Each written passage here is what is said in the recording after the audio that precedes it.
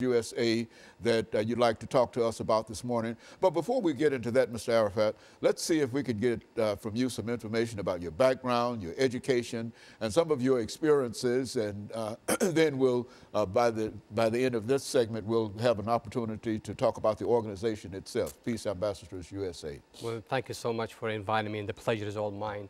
My name is Yasser Saleh Arafat. I was born in Yemen originally. I came as a teenager to Brooklyn Heights, New York. And in '95, I came to Nashville, Tennessee. And it's been home since. I worked at the Metropolitan Public Schools as an ESL parent liaison for a few years. And then I became the Director of Education and board member of the Islamic Center of Nashville, the one on 12th Avenue, until 2010. We established another Islamic center called the Islamic Center of Tennessee, and I was one of the main founders and vice president. And then 2012, we started the initiation and the beginning of the establishment of Peace Ambassadors USA. I have my educational backgrounds. I have an undergraduate degree from Middle Tennessee State University in political science, actually pre-law. And I have a master in Islamic studies, and planning to start my doctorate in Vanderbilt for political science, and also JD, because I have a pre. And basically, that is kind of what I do. It's I go and give lectures in colleges, universities, using my background in Middle East, or whether in the United States, in religion and politics. We use the degree in politics basically to talk about politics in the Middle East, and we use the degree of Islamic studies to talk about interfaith dialogues and programs, trying to reach out. We go to churches, we go to colleges, we go to schools, we invite people and churches to our mosques, and that's basically what the background of education. My plan is to finish the doctorate and again use it in the same way of reaching out to the public, whether here or overseas. The religious background gave me the chance to also become as we call in Arabic, khatib. I give Friday sermons. I give it here in Nashville, Tennessee, and I give it in different states. Every Friday you'll see me traveling to one state, and I do it as a volunteer basically. I'm not going to qualify myself and go and say I am an imam. That is not what I would call myself, but I would call myself as a religious educator and a communicator. Also, my involvement in the community for the last 17, 18 years gave me that leverage to know what the needs are. So I became a community developer. I help those who want to establish institutions, whether in the state or outside the state. So there is a group of individuals who would like to start a religious institution or a non-religious institution, a non-profit, since we studied that. I go and help them, again, volunteering. That's basically well, you know, the important thing here, I think, is that you've been involved in trying to create a situation to bring peace among people for a long time, I would imagine. And out of this came the organization Peace Ambassadors USA. Now, excuse me, let's start off. We've got about a minute before the end of this segment, but sort of give us an overview of what that organization is about. And when we come back after this commercial break, we'll allow you to go deeper into the organization. Absolutely. Well, it's basically an American Islamic outreach. Muslims, Christians, Jews, and others need to start learning about each other from each other, rather than from Van Damme and Chuck Norris movies, and as you know what I mean. It's an establishment that will bring people together. It will facilitate and foster a better communication and a better interfaith dialogue. So very good. And of course, we're going to take our first commercial break, and we're going to take this first commercial break, and we'll be back with you following this very, very short commercial break.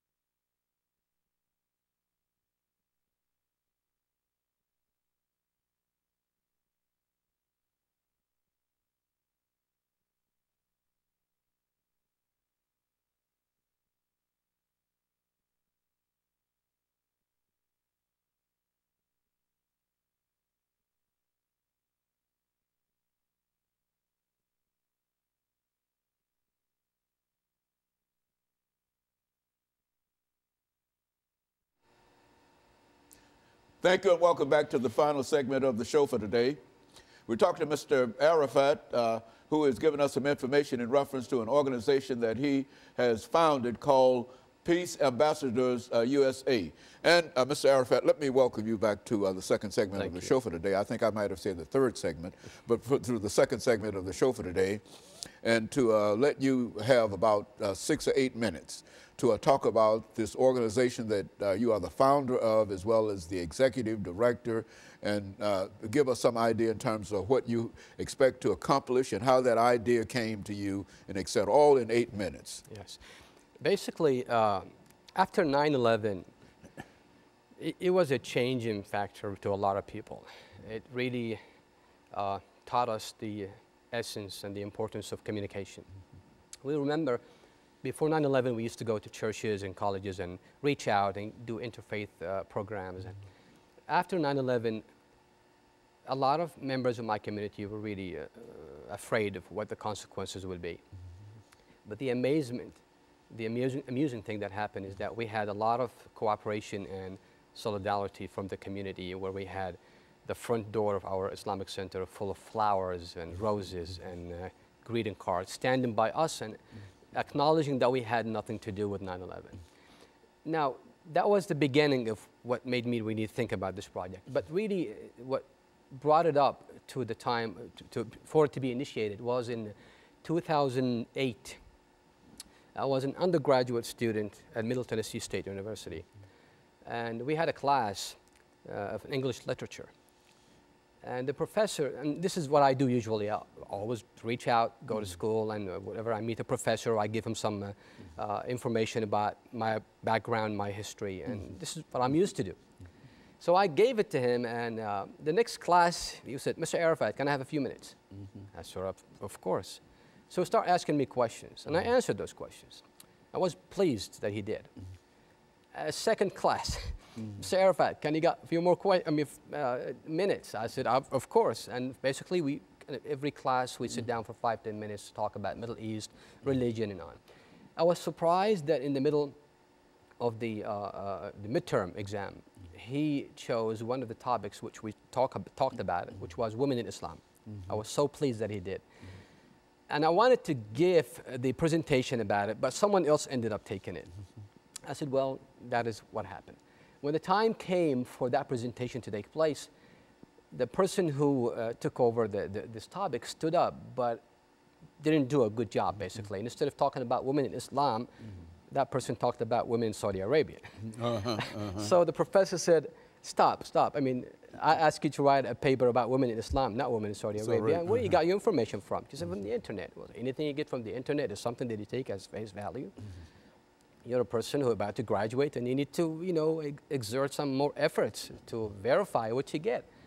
So he asked the person to rewrite the paper, but he did something that really was the beginning of the idea of Peace Ambassador.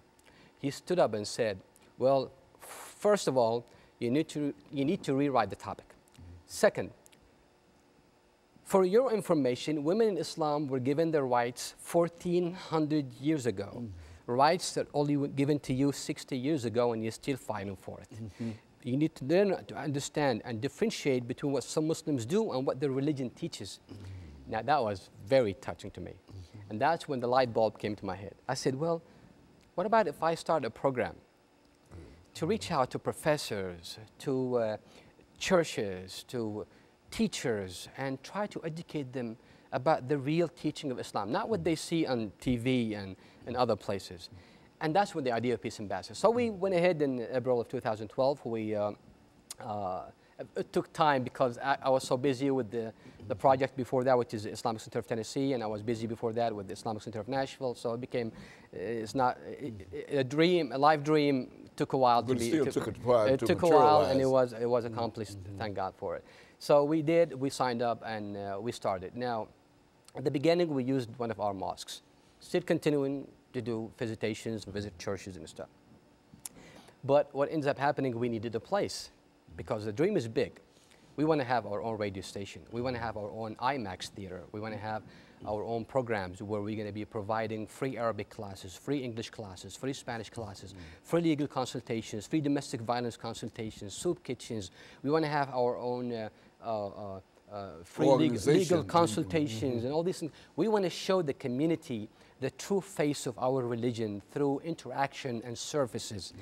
See, this is something that I always say to my brethren. We talk a lot, but when the time comes for action, we don't do enough action. We need to change that. We need to get out of that box of self-imposed isolation as a community and start reaching out to the people around us. I'll give you an example. I went to a church a few months ago in a nearby state of Nashville. And usually before I go to a church, I check the background of the church, what kind of denomination, even the age difference and male or female. It helps to cater the speech to fit your audience. Very good.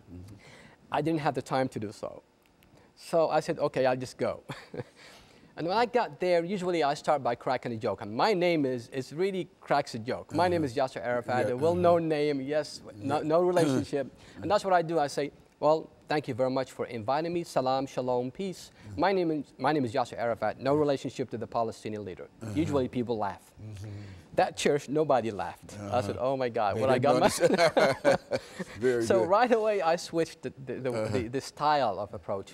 So I said, first, thank you for inviting me. Second, I got a question. It's a silly question, but please bear with me. Who of you know, where did Jesus Christ come from? And of course, they all raise their hands. Where from? Jerusalem. I said, correct, where is Jerusalem? He said, the Middle East. I said, wonderful, wonderful. Now, where do you think I come from? Probably from the Middle East. I said, correct. Now, let me ask you this question. Do you really think that Jesus Christ, who came from the Middle East, would most likely look like me or you? And the atmosphere completely changed. I said, the reason I'm saying this is just in case there is any kind of prejudice, please remove it and listen to us. That is the message of Peace Ambassadors, reaching out, bringing people together, educating about ourselves from each other rather from someone else. Very good. And of course, you started this organization in April 2012. 2012, and, yes. And the organization is growing now, and you're reaching out. Are you the only person that's involved in that organization, or have you got a core of No, we have a board. We have the executive committee. We have a board of directors. And by the way, we purchased the building. We are at the beginning. We're about to have an initial opening this Saturday, the 22nd of March. Very good. And of course, we're going to take our second commercial break, and then we're going to come back and talk. And we'll be back with our audience following this very, very short commercial break.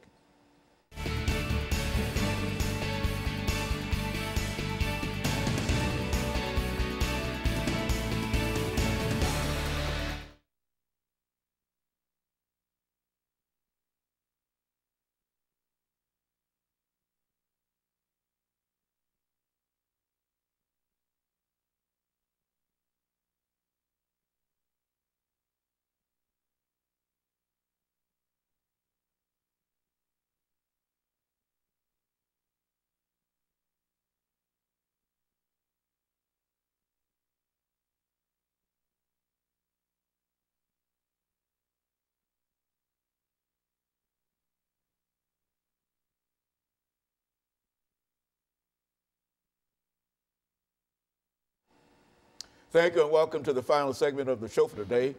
The name of the topic for today is Peace Ambassadors USA, and we're fortunate to have with us the founder and executive director of Peace Ambassador USA, Mr. Yasser S. Arafat, who has given us some information about his background and the founding of this organization. Now, Mr. Arafat, let's look at some of the issues that I'm sure that your organization has had to deal with dealing with the Middle East. And let's talk about what you might consider some of the most important issues in the Middle East over the next 8 or 10 minutes. Basically, if you look at the foreign policy of the United States of America in the Middle East, I mean, from studying, from reading, and from understanding the issue, you find there are two major things that we deal with in the Middle East: oil and the Palestinian-Israeli conflict. These are the two major things. Oil is being secured We have good relationship with the region, at least the governments of the region, and so we have a good flow. So we're not going to have to go through the embargo of the 70s. And second is the Israeli-Palestinian conflict, and this is, to be honest with you, is the crucial, the most important issue in that part of the world. I see our foreign policy of our government failing, and it has been failing for a long time. It's unfortunate to say that. And it's failing because there is no genuineness involved. Once we become a just broker to reach peace, it becomes much easier for us to bring people on the table. When we are just and we are equal to both parties, things will take place, peace will materialize. Without justice, equality, respect, peace cannot be in place. You can't expect to come to take over my land, prosecute me, kill me, starve me, and then have peace my way or the highway. I believe that as the greatest country in the world, that greatness comes with a huge responsibility. Whether we like it or not, we do have a responsibility in that part of the world, because we are one of the reasons that we are the main supporter of the state of Israel, basically. So we should have some kind of leverage if we want to use it. I understand AIPAC and other lobbyists do have an impact in Congress and the White House, but still, the national interests of the United States of America should come first before any other national interests of any other entities. I believe, this is what I believe, and I'm sure there are many people out there who believe such a thing, that 9/11, for example, is a direct result of our foreign policy in that part of the world. 9/11? 9/11, I do believe that very, very strongly. Why do I believe this? If you look at what the terrorists do and say, they do use the Palestinian cause to recruit terrorists, to do a lot of things. And that Palestinian cause and dilemma really does resonate in the hearts of the Arabs. There are 300 million Arabs who do not like the state of Israel. They consider it to be a cancer in the heart of the Arab nation. Go back to history. That's not the case. A lot of people think that, oh, the Arabs and the Jews have been fighting each other for thousands of years. That's not correct. The Arabs and the Jews are cousins. The Arabs are the descendants of Ishmael, the Jews are the descendants of Isaac, and both are the children of Abraham, peace be upon them all. So that is, you look, again, near history, 18th century, 19th century, when the Israelites and the Jews were put in ghettos in Europe, their cousins welcomed them with open arms. So they came, they settled in Turkey, they settled in Yemen, in Morocco, and other places. So there is no hate relationship. There is, as a matter of fact, there is a beautiful organization, I think of Hasidic Jews, who stand up and say the truth as is. They said that we used to babysit for the Arabs, and they babysit for us when we used to go to the Sabbath. That's kind of the relationship they used to have until the Zionist movement came and whatever happened, happened. So I believe that as a greatest country in the world, with our President Obama, who we respect, even though we disagree with a lot of his policies, especially in the Middle East, I believe there is a chance for peace. I went to a synagogue a while back to give a talk, and I stood up and I said, I want to start an experiment with you, my friends. Close your eyes and visualize the following. Two little babies, 9 months old, both naked, both with a bullet in the middle of their chest. They're both dead. They're being washed, cleaned, and prepared to be buried. Now, one of them is an Arab and the other one is a Jew. Would you please tell me which one is? Which is which? You cannot. No. You can't. There's both innocent babies being killed by bullets. Who's to blame? The babies? No, us. What have we done to reach out? If we do not become a just broker and reach out and use the leverage that we have against Israel and bring them together to the table for them to compromise and accept the UN resolution. And I don't know if you've read this, in 2002 in the Beirut summit, the Arab summit, Arab League, there was a Saudi initiative which told Israel, accept the UN resolutions, go back to the 1967 borders, allow the Palestinians to have their own states, and we will normalize all relationships with the state of Israel. We will recognize the state of Israel, we'll open borders, and we'll have just a regular relation just like any other state. Question is, why didn't Israel accept such a thing? They say the Arabs don't want a peace, the Arabs don't want peace. That is not true. It's unfortunately, that is not true. But what we need to do right now is to ask our government, and in particular our President Obama, to really make better choices for our own safety in this country. There is a lot of resentment, and if we do not reach the peace of hands, and that's what we're going to try to do in Peace Ambassadors, reach out to people here and over there and tell them, hey, as people, we could create a powerful segment of society where we could influence the decisions that are made in the government. We want to live in peace, but we want to also let others live in peace. If we come into the Palestinians and say, as American people, which I believe American people, I was in Kuwait last year and I said something on the radio. I said, American people are the most generous, most God-loving people I've ever seen in my life. And the person who was given the interview was like, you sure? I said, yes, I am one of them. So again, they don't know us like we don't know them. And through these kind of reach out programs and communication and peace ambassador programs, I think we could foster a better way of reaching out and getting to know each other. I was one day in the church, and one of the people there asked me, Mr. Arafat, why do you guys worship statue? See, they think that Muslims worship a statue, his name is Allah, and that is the moon god. And that's why we have the crescent on the top of the buildings. It has nothing to do, we don't have such a thing as with the moon god. So I don't blame them, to be honest with you. Because they don't know. They don't know. I blame myself and the Muslims in general. What have we done to reach out? When was the last time you knocked the door of your neighbor and told them, hey, I'm a Muslim, would you like to come for dinner? When was the last time you talked to your classmate or co-worker or whatever? A lot of Muslims shy away, and again and again and again, I do blame myself and my community for not reaching out more, and we are planning to change that. And so you believe that the organization that you are the founder and the executive director, the Peace Ambassadors in USA, can play a significant role in terms of reaching out and making people understand both sides of any kind of question that might be raised dealing with any problems that you might have in the Middle East. Absolutely. Is that what we're saying? Absolutely. What we're going to do, we're going to start with our own neighbors next door. That's what we start building, those kind of good relationships. You can't just reach out to next city when you have problems with the own people next door. You got to start with your own, those who are around you.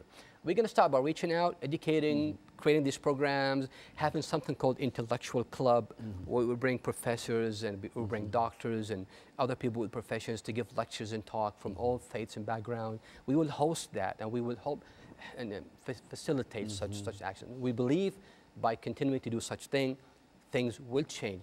Might not happen tomorrow, but you got to start somewhere. It's better. Look at the civil rights movement in the United States. Look at all these movements that started. They didn't just happen overnight. There were a lot of sacrifice and a lot of time that took place. But again, this is the land of dreams, and we believe we can accomplish it. And so you do believe that you've got an organization that people can buy into, and it would do quite a bit in terms of at least moving toward bringing some kind of understanding between peoples in the Middle East. And we believe that anyone could